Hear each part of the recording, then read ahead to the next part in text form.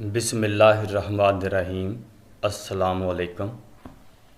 سب انسان مردہ ہیں، زندہ وہ ہیں جو علم والے ہیں۔ سب علم والے سوئے ہوئے ہیں، بیدار وہ ہیں جو عمل والے ہیں۔ تمام عمل والے گھاٹے میں ہیں، فائدے میں وہ ہیں جو اخلاق والے ہیں۔ سب اخلاق والے خطرے میں ہیں، کامیاب وہ ہیں جو تکبر سے پاک ہیں۔ ہر لکھنے والے نے فنا ہو جانا ہے، لیکن لکھی ہوئی چیز باقی رہے گی۔ تو اپنے ہاتھ سے ایسی چیز تحریر کر جا کہ جس کو تو قیامت کے دن دیکھ کر خوش ہو جائے۔ برے سلوک کا بہترین جواب اچھا سلوک، اور جہالت کا بہترین جواب خاموشی ہے۔ میں علم کے درجے تک یوں پہنچا کہ جو کچھ مجھے معلوم نہ تھا وہ میں نے معلوم کرنے میں شرم محسوس نہیں کی۔ اگر رزق عقل اور دانشوری سے ملتا تو جانور اور بیوقوف بھوکے مر جاتے۔ اگر آپ کا گھر آپ کو سکون نہ دے تو سمجھ لو توبہ کا وقت آ گیا ہے۔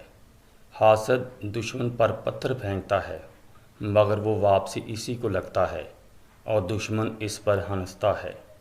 جو دوست مشکل وقت میں کام نہ آئے اس سے بچو، کیونکہ وہ تمہارا سب سے بڑا دشمن ہے۔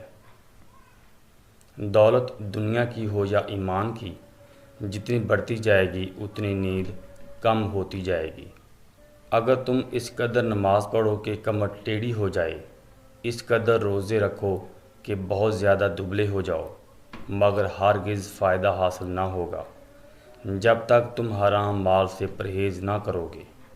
نفس وہ بھوکا کتا ہے جو انسان سے غلط کام کروانے کے لیے اس وقت تک بھونکتا ہے جب تک وہ غلط کام کروا نہ لے، اور جب انسان سے وہ غلط کام کروا لیتا ہے تو یہ کتا سو جاتا ہے، لیکن سونے سے پہلے ضمیر کو جگا جاتا ہے۔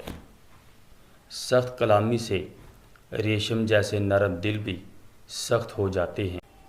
عورت کی بدخلقی پہ صبر کرنے والا حضرت ایوب علیہ السلام کے صبر کے برابر ثواب پائے گا۔ اللہ کا فیصلہ انصاف پر مبنی ہوتا ہے، اس لیے حرف شکایت کبھی لب پر نہ لاؤ۔ 3 چیزیں انسان کو تباہ کر دیتی ہیں: حرص، حسد اور غرور۔ انسان کا سب سے بڑا کارنامہ یہ ہے کہ وہ اپنی زبان کو قابو میں رکھے۔ جس احتیاط اور پرہیز سے مسلمان کو تکلیف ہو اس کو چھوڑ دو۔